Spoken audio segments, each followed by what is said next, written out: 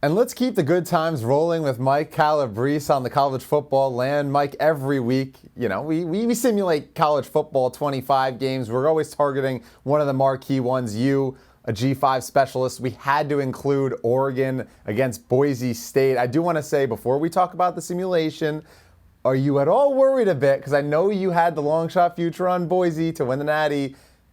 Georgia Southern, might have raised some red flags there.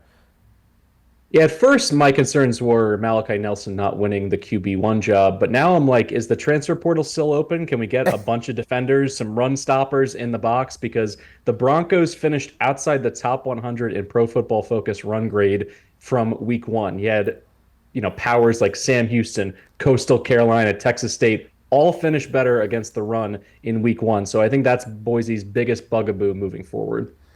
Yeah, I mean, Boise, the defense was crazy, but at least the running game looked good. At least they have something to build their hats on. Oregon, on the opposite side, I looked at that game and saw Idaho tie it up late, and I was like, holy crap, are they going to lose to Idaho after Dylan Gabriel's the Heisman favorite? I mean, this game is going to be really interesting. 19.5 point favorites is Oregon, a total, that keeps rising in the 60s. What did the simulations tell you on this one? So going through with College Football 25, punching in this matchup, making sure I had the uniforms right for Oregon. It's all about the swag. The Ducks won 42-24, winning by 18 points. Not quite covering the spread, but it went over the closing total. A slow start to this game, though. If I had the over, I would have been sweating it early. Missed field goals from both teams in the first quarter, as well as 2 turnovers in the end zone. Jordan James for Oregon extending the football, fumbling it into the end zone, recovered by Boise. And then Maddox Madsen goes ahead and returns the favor, throwing an interception in the end zone. Speaking of Madsen, he had 3 picks in this game. He was knocked down 13 times, sacked 4 times. He was under duress the entire way. And the second half is really when the floodgates opened for the Ducks. They scored touchdowns on 4 straight second half drives, and that really was able to put Boise away in this ball game. And you mentioned it, Genty is the superstar. He was a superstar in this one, 196 all-purpose yards and 2 touchdowns, but it wasn't enough compared to Dylan Gabriel, who gets himself back into the Heisman conversation with a super efficient performance, 85% completions, 4 touchdowns, 313 yards, and Jordan James atoned for his first half fumble by going for 138 and a fourth quarter touchdown that salted this one away. This one really feels like the perfect high-scoring game. I mean, the model likes the over, or the simulation likes the over. For what it's worth, you've done this twice now for us previously. This is the third. Both times it was correct on the total, said under in the Ireland game, under last week in UNC Minnesota. And then it's 1-1 on the spread, and the spread right around 18.5. They say an 18-point Oregon victory. Maybe Vegas knows a thing or two about the simulations in college football land. How do you feel about this game in particular? Do you think that this number and how the simulation said were pretty close to accurate? I think it's accurate that Boise's going to be powerless to stop the Ducks. Last week was a classic look ahead, rat poison, whatever you want to say. The Ducks were into reading their own press clippings that they were going to be one of the best offenses in the entire country. But it wasn't all bad news against Idaho, who, by the way, was a top 10 FCS program. It wasn't just Little Sisters of the Poor that they were playing. Dylan Gabriel still looks locked in. He spread the ball around. I think it's just a matter of finishing drives in the end zone as opposed to settling for field goals and having some issues with time of possession and your opponent playing keep away. I don't think Boise's set up to do that. But the Boise defense is really the story here. J.C. French for Georgia Southern in his very first career start goes for 361 total yards and 3 touchdowns. Dylan Gabriel has to be licking his chops against an Oregon defense that, unless they get a superhuman performance from their pass rush, I think he's going to be able to pick apart the secondary. And finally, when I look at this matchup as well, I think that if Boise is behind and they're able to bottle up Genty even a little bit, they're just not going to have answers, because on the perimeter, they're big at wide receiver, but they're not explosive. And I think if they get into a track meet, they're going to find themselves in deep water against the Ducks. This is perfect transition into my thoughts, and I want to get, you as the expert, your thoughts as to my favorite pick in this game, and that's the Oregon team total over. Do I bet the team total over is my question to you. If I look at this game, if Boise allowed 45 points to Georgia Southern and 461 total yards. I mean, listen, I understand they play in the Fun Belt, but this was not fun for Boise State to actually have to be sweating this game and be on upset alert in week one. I just don't know how they even put up a fight against Oregon. I could see this game, Oregon with just explosive play after explosive play. Dylan Gabriel was good in the Idaho game. Like you said, it was just a matter of finishing the drives versus settling for field goals. I think that this is a money spot for Oregon. I think this is one that you can blink and all of a sudden you see 60 points on the board.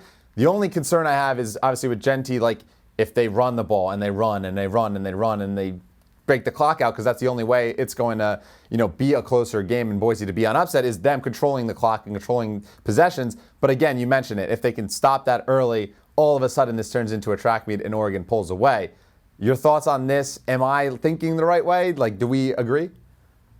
So when you talk about Genty and potentially playing keep away, it's important to remember that Georgia Southern missed 11 tackles on him individually in that opener. Oregon is not going to be that sloppy when it comes to fundamentals and taking him down, because the Boise State offensive line is elite by G5 standards, but a big part of their offense is Genty just going full Bo Jackson mode from Tecmo Bowl and just with people bouncing off of him. It's a big step up in class in terms of the kind of athletes he's going to be competing with in this game. So I don't think they're just going to be able to shrink this game down in the way that Georgia Tech did in week 0 against Florida State, scoring a top 10 upset. I don't think that's on the table. And then finally, with this Boise pass defense, it's all about visualizing what's going to happen when you're putting your bets in.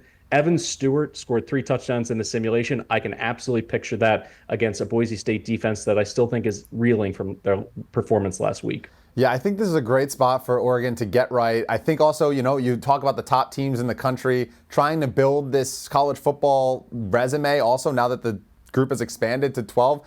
Oregon beating the living crap out of a team like Boise State might actually help them in the long run. So them not running the ball out late, they actually might be giving Dylan Gabriel a chance to build his Heisman resume. All of this culminates in a good spot for the over. So I'm going to log this bet after this show. But anyway, I can't let you go without giving me a G5 best bet. Obviously, your specialty in the group of 5. We got our Boise State talk in, but you're looking also towards South Alabama and Ohio.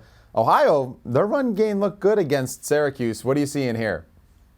I'm absolutely going over here. This opened at 53. That was completely mispriced. It's already been bet up to 57. I'd go all the way up to 58 going over on this number, because when you get into the box scores, everything screams over. From the week 1 perspective, South Alabama opens with a 90-point game against North Texas, over 1,100 total yards in that game. Their quarterback, Gio Lopez, sets a school record for total yards from a quarterback. The Jags also played up-tempo in that entire game, the second most plays in the entire country, only trailing Georgia Southern from week 1.